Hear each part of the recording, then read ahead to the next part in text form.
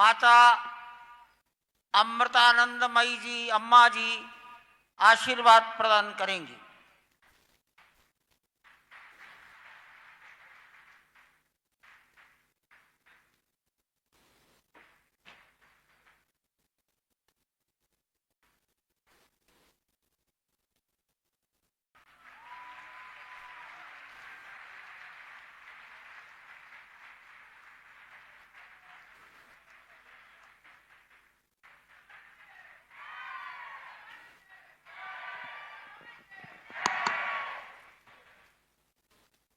जय श्री राम. പ്രേമസ്വരൂപം ആത്മസ്വരൂപനായിരിക്കുന്ന എല്ലാവർക്കും നമസ്കാരം. ഭഗവാൻ ശ്രീരാമചന്ദ്രൻ്റെ പാദപത്മങ്ങളിലും ആ പാദം പറഞ്ഞ ഈ മണ്ണിലും അമ്മ നമസ്കരിക്കുന്നു. ഭാരതത്തിൻ്റെ ബഹുമാനപ്പെട്ട രാഷ്ട്രപതി ശ്രീമതി ദ്രൗപദി മുർമു, ബഹുമാനപ്പെട്ട ശ്രീ ഗവർണർ, ബഹുമാനപ്പെട്ട മുഖ്യമന്ത്രി ശ്രീ യോഗി ആദിത്യനാഥ്, സ്റ്റേജിലിരിക്കുന്ന മറ്റു ഭാഗത്തിരിക്കുന്ന ആദരണീയായ സന്യാസിമാർ, ഈ രാമജന്മഭൂമിക്ക് വേണ്ടി ജീവിതം ബലികഴിപ്പിച്ച, ജീവിതം ഒഴിഞ്ഞുവെച്ച ആ മഹത് വ്യക്തികളെ പ്രത്യേകം ഭക്തന്മാർക്കും നമ്മുടെ നമസ്കാരം. ഈ പവിത്രമായ രാമജന്മഭൂമിയിൽ എനിക്ക് വേണ്ടി പങ്കെടുക്കാൻ കഴിയുന്നതിൽ എനിക്ക് വളരെ സന്തോഷമുണ്ട്. സനാതനത്തിൻ്റെ ഒരു പുത്തൻ സൂര്യോദയത്തിൻ്റെ പ്രതീകമാണ് ഈ അയോധ്യയിലെ മഹാക്ഷേത്രം എന്ന് പറയും. സാധാരണ നമ്മൾ മഹാക്ഷേത്രം നൂറ്റാണ്ടുകളുടെ പ്രാർത്ഥന കൊണ്ടും ത്യാഗപൂർണമായ പ്രയത്നം കൊണ്ടും വർഷക്കരിച്ചാണ് ഈ ക്ഷേത്രം.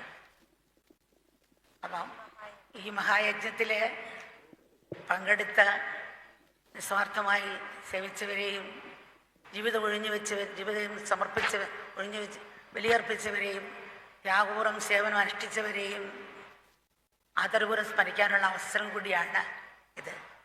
മഹത്തായ ഭാരത സംസ്കാരത്തിൻ്റെ ഒളിമങ്ങാത്ത ഋഷീശ്വരന്മാരുടെയും പൂർണ്ണതയാണ് ഭഗവാൻ ശ്രീരാമചന്ദ്രൻ. രാമൻ ധർമ്മത്തിൻ്റെ പര്യായമാണ്. അതുപോലെ തന്നെ സ്വഭാവശുദ്ധ മൂർത്തിയാണ്. ലോകജീവിതത്തിൽ പുലർത്തേണ്ട കുലമഹിമയുടെയും മര്യാദയുടെയും അതുല്യമായ മാതൃകയാണ് അവിടുന്ന്. വിധി അതുപോലെ തന്നെ സ്വീകരിക്കലേ രാമനും കൃഷ്ണനും ചെയ്ത് ജീവിതത്തിൽ ഓരോ സാഹചര്യത്തിലും ധർമ്മം അനുസരിച്ച് പ്രയത്നിച്ചു പുരുഷപ്രയത്നത്തിൻ്റെ മഹത്വം അവർ കാട്ടിത്തന്നു എന്നുള്ളതാണ്. എല്ലാത്തിനും ഉൾക്കൊള്ളുന്ന ഏകതയുടെ സന്ദേശം ലോകത്തിന് കാഴ്ചവെച്ച നാടാണ് ഭാരതം. അതുല്യ സംസ്കാരത്തിൻ്റെ ഒരിക്കലും ഒളിമങ്ങാത്ത പ്രതീകമാണ് രാമൻ. അപ്പം രാമൻ്റെ ജീവിതവും സ്മരണയും ജനഗ്രഹങ്ങളെ പൂർത്തീകരിക്കട്ടെ. മൂല്യങ്ങളെന്ന് പറഞ്ഞുകൊണ്ടിരിക്കുന്ന ലോകത്തിൽ രാമായണവും രാമൻ്റെ ജീവിതവും ജനഗ്രഹങ്ങളെ പൗത്രീകരിക്കട്ടെ. അപ്പം രാമൻ്റെ ജീവിതം നമ്മളിൽ ധർമ്മബോധവും ആത്മശക്തിയും കർമ്മത്തിൽ നിസ്വാർത്ഥം നിർത്താൻ സഹായിക്കട്ടെ എന്ന് നമ്മൾ പ്രാർത്ഥിക്കുകയാണ്.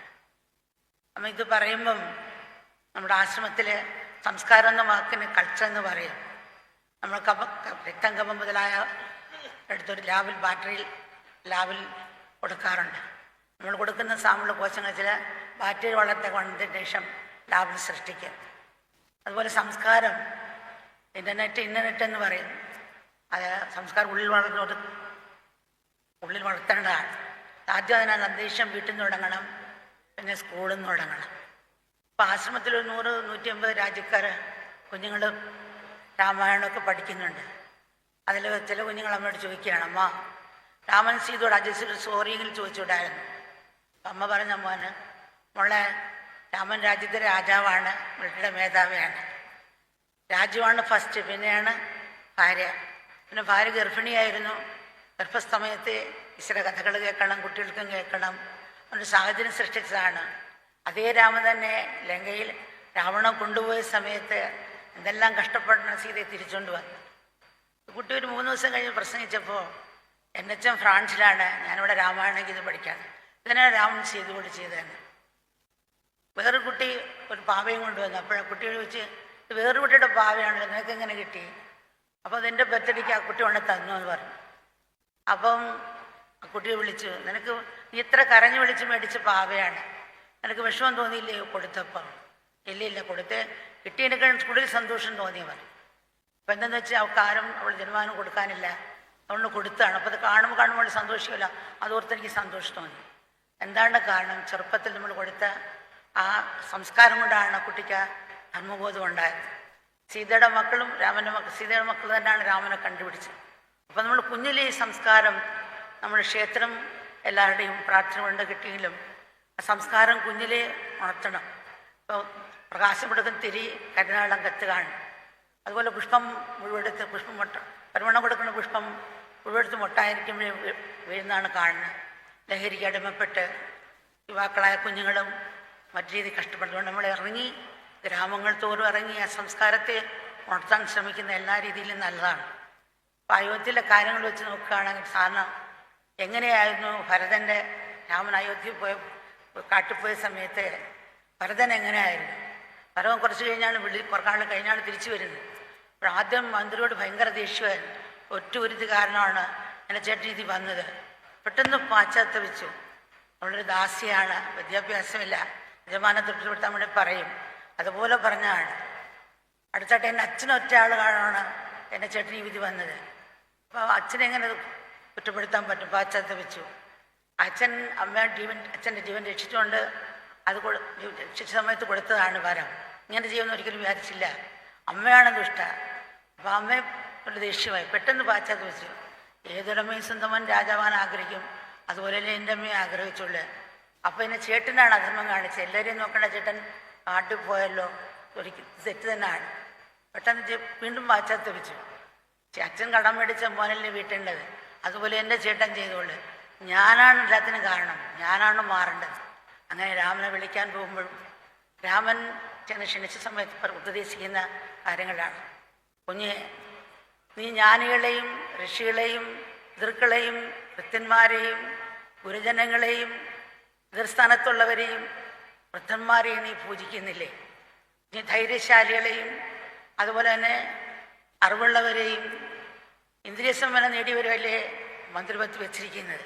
കുഞ്ഞെ, നീ ഉറക്കത്തിന് അടിമയാകുന്നില്ലല്ലോ, ഉണർവോടും ജാഗ്രതയോടും പ്രവർത്തിക്കുന്നില്ലേ? രാത്രി അന്ത്യാമങ്ങളിൽ അന്നന്ന് നിർവഹിക്കേണ്ട കൃത്യങ്ങൾ നീ ജ്ഞാനാത്മമായി ചിന്തിക്കാറില്ലേ? ഭരണപരമായ കാര്യങ്ങൾ ഒറ്റയ്ക്കെടുക്കാറില്ലല്ലോ.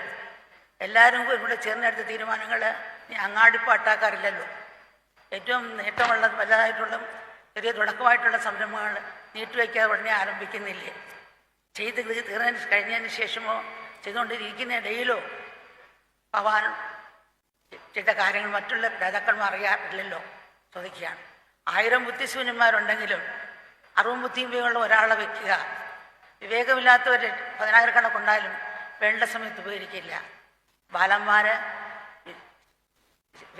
വിചാരന്മാര്, അതുപോലെ തന്നെ യോഗ തെളിയിച്ചവര്, അതുപോലെ തന്നെ വിക്രമശാലികൾ, ഇവരെയെല്ലാം നീ ആദരിക്കുന്നില്ലേ? അതുപോലെ സൈന്യത്തിന് ഭക്ഷണവും ശമ്പളവും യഥാസമയം കൊടുക്കുന്നില്ലേ? അത് വൈകുന്നില്ലല്ലോ. യഥാസമയം കൊടുത്തില്ലെങ്കിൽ അവർ ഭരിക്കുന്നവരുടെ കോപിക്കും, അനിഷ്ടങ്ങളുണ്ടാക്കും.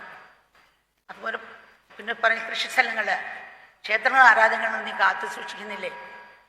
പൂജകളും ഇതുപ്രകാരമുള്ള കർമ്മങ്ങളും ഉത്സവങ്ങളും മുടക്കുന്നില്ലല്ലോ. അതുപോലെ കൃഷിസ്ഥലങ്ങൾ യഥാസമയം ഉഴുതുമറിച്ച് കൃത്യസമയത്ത് കൃഷി നടുന്നില്ലേ? നീർത്തടങ്ങൾ, പുഴകൾ, വെള്ളച്ചാലുകൾ എന്നിവയും പശുക്കളെയും നീ സംരക്ഷിക്കുന്നില്ലേ? പിന്നെ ചോദിക്കുന്നത് ചെറുകിട വ്യവസായക്കാരെയും കച്ചവടക്കാരെയും വ്യവസായക്കാരെയും നീ സംരക്ഷിക്കുന്നില്ലേ? പശുക്കളെ സംരക്ഷിക്കുന്നവരാ. സ്ത്രീകൾക്കും കുട്ടികൾക്കും വേണ്ട സുരക്ഷയും സ്വാതന്ത്ര്യവും നൽകുന്നില്ലേ? കാടുകളും വൃക്ഷങ്ങളെ സംരക്ഷിക്കുന്നില്ലേ? ധനത്തിൻ്റെ വരവ് ധാരാളമായും ചിലവ് ചുരുങ്ങായി ചുരുക്കുന്നില്ലേ? ഭണ്ഡാരത്തിന് വേണം തെറ്റായ രീതി ചിലവാക്കുന്നില്ലല്ലോ. ജനങ്ങളുമായി സമ്പർക്കം പുലർത്തുകയും അവരുടെ പ്രശ്നങ്ങൾ നേരിട്ട് പരിഹരിക്കുകയും ചെയ്യുന്നില്ലേ? അയൽരാജ്യക്കാരുമായിട്ട് ബന്ധം പുലർത്താറില്ലേ? ഇങ്ങനെ ഓരോരോ ക്വസ്റ്റ്യങ്ങൾ ചോദിച്ച് ഓരോ കാര്യങ്ങൾ ചോദിക്കുകയാണ്.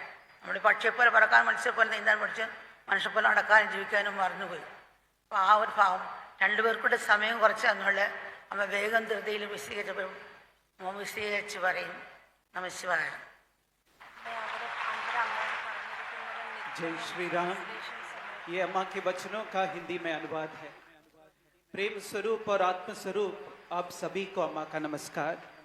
भगवान श्री रामचंद्र के चरणों में और इस धरा को जिस पर उनके पावन चरण कमल पड़े उसे अम्मा का प्रणाम. भारत की